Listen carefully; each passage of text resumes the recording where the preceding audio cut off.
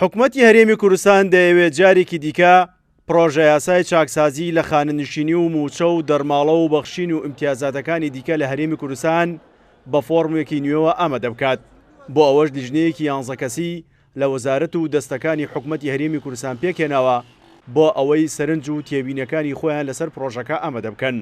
لە بەرامبەردا پەرلەمانی کوردستان بە هەمان شێوە لیژنەیەکی لە سەرۆکی 5 فراکسیۆنی پەرلەمان پێکهێناوە بۆ ئەوەی چاودێری ئەو پرۆژەیە بکەن. لیژنەیەک لەسەر ئاستی حکوومەت لە چەند وەزیرێکی بەڕێز پێکاتوو و هەروەها لە پەرلەمانی کوردستانیش لە سەرۆکی فراکسیۆنی 5 فراکسیۆنی جیاواز کە هەریەک لە پارتی دیموکراتی کوردستان و یەکێتی نیشتیمانی کوردستان و بزوتنەوەی گۆڕان و 2 فراکسیۆنی برا تورکمانەکان ئەم 5 سەرۆک فراکسیۆنە بە هاواهەنگی لەگەڵ تیمەکەی حکوومەت سەرقاڵی ئەوەن کە پرۆژەیەک بێت بە شێوازێک بێت هەم لە پەرلەمان ڕۆچێت و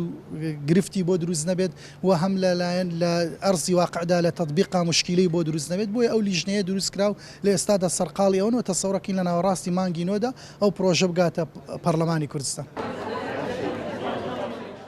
پرۆژە یاسای چاکسازی لە خانەنشینی و موچە و دەرماڵە و بەخشین و ئیمتیازاتەکانی دیکە لە هەرێمی کوردستان چاوەڕوان دەکرێت لە ماوەیەکی کورتدا حکومەتی هەرێمی کوردستان ڕەوانەی پەرلەمانی بکاتەوە بە ئامانجی زیادکردنی داهات و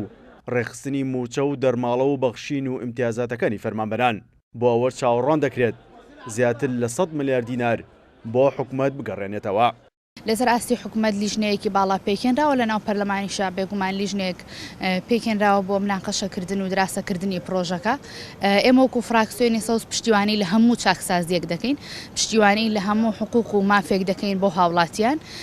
ئەوەی پێمان بکرێ هەوڵ دەدەین بە پێی خواست و داواکاری خەڵک بڕۆین. ئەگەرچی لە ماوەی ڕابردوودا پەرلەمانی کوردستان پرۆژە یاسای چاکسازی لە خانەنشینی و موچە و دەرماڵە و بەخشین و ئیمتیازاتەکانی دیکەی لە هەرێمی کوردستان پەسەند کرد،